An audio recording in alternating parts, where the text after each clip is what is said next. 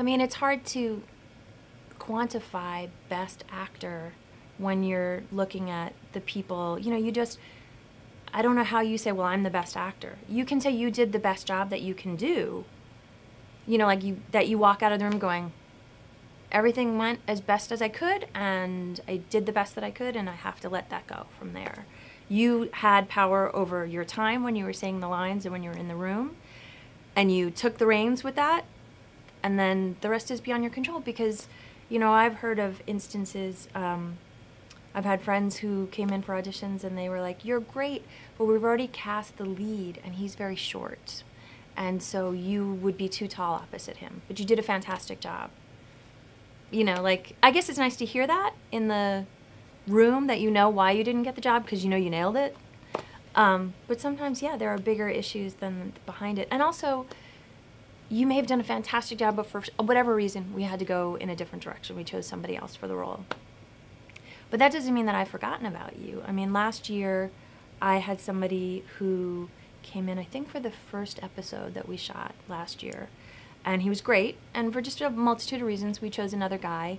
And I think, and probably 9 episodes in, 10 episodes in, there was a role that came up. And I said, oh, you know, it'd be great, this guy. And I talked to Scott, and I said, Scott, what do you think about this guy for this? You really loved him. You know, he said, perfect, fantastic, great. And everybody signed off, and he didn't have to come in again. Luckily, you know, worked out that we were able to use that. Sometimes I do have to bring you back in, but we were able, it was a similar character. And he booked. So, you know, that's my job, is to remember the people who do good work and bring them in when they're right for something. And also, you know, a lot of actors think, well, because I brought them in twice for something in a short span of time and then haven't brought them in again, that they did a bad job. It's just roles that you're not right for it. You know, like, and some people may get the breakdowns, you know, and think like, oh, but why aren't I coming in for this? It's like, you don't know the full story about it. What's on the breakdown isn't the full story. So just don't give up hope.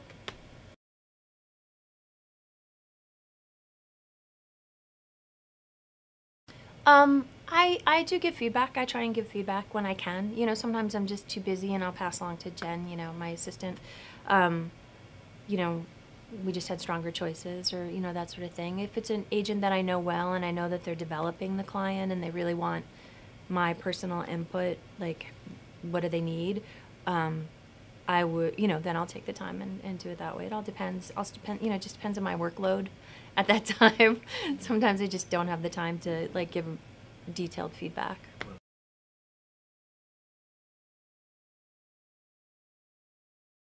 Absolutely, yeah. I'm from New York, and I adore theater. It kind of, I love it. I would love to cast some theaters here. So I totally go to theater as often as I can. I go to showcases as often as I can. And you know, you find it in weird places. Yeah, YouTube, sometimes you get, you know, scattered around. You know, someone gets a video, like, who's that kid? Or, you know, that sort of, so I think it comes from everywhere. You never know.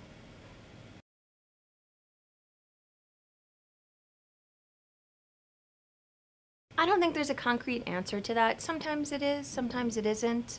If I'm having a rough time, yeah, I'll look at all the pitches that I've gotten and take that in. But, you know, a lot of the time I feel like it doesn't hurt, nor does it necessarily bring your client absolutely to the top of my list. It's sort of, I look at everything and I go, oh, okay, oh yeah, that is good. No, that's not going to work. You know, in the same way that when I look at my submissions on Breakdown, I go, oh yeah, that's a great idea. Oh no, that's gonna, you know.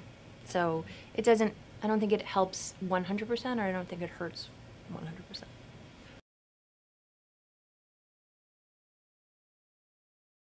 I have to get approval on co-stars and above. So under 5s, which is a lot of my world, is Scott and I. We just determine. Co-stars are larger roles that coming up, you know, that might be coming up that we know about in advance. I will talk directly with Nickelodeon Casting about, and they're very much involved in the day-to-day of our world, and I keep them informed because it helps me and it helps them in the long run. They just, you know, that we all know what's going on. Well, I mean, it's very, in my world, because we are an after show, it's very literally your 5 lines or less is under 5.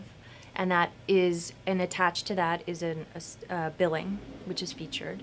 And if you're over 5 lines, then that goes into the co-star or guest star. Co-star might be a scene or two, where you're, you have you're a teacher at the school, for example, and so you have a scene or two with them, where something else might be, and you're over 5 lines. A guest star would be, someone who has is in this a story, has a strong, is a strong integral part of the story that's going on. So. Yeah, you do have to look at all that. I mean, and it comes from, my family makes a joke that all of my TV watching when I was in high school has paid off, because I've watched way too much television and see too many, films that I know, like, oh, this is this film. Okay, I know what that is, or this is, so translating what co-star means, because I've seen the movie, odds are, or I'll look it up and see, like, oh, I remember this, that co-star, oh, there was a large role, good for them, that was great, and I get it, that sort of thing. It is like reading Sanskrit a little bit, what does that mean for each role? And also, there's sometimes people take liberties and say that they were a guest star, when they were actually a co-star, and what people I don't think realize is that casting directors talk, that Colin Daniel told me once, like, oh, we had this person in and they did a guest star on your show, and I went, who I'm thinking of, he only said 1 line, so just be honest on your resume. There's no shame. You're building your career, and we all talk.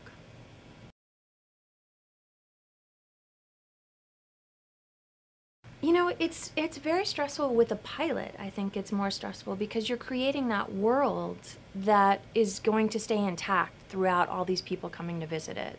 So you're creating this whole new land, and then when you're doing an episodic, you're just creating the tourists that come to visit, So it's far more stressful because there are a lot of people involved and they have a lot of opinions, and you want to get the right people. You want to get the people that you go, oh yes, of course, I couldn't see anybody else in this role.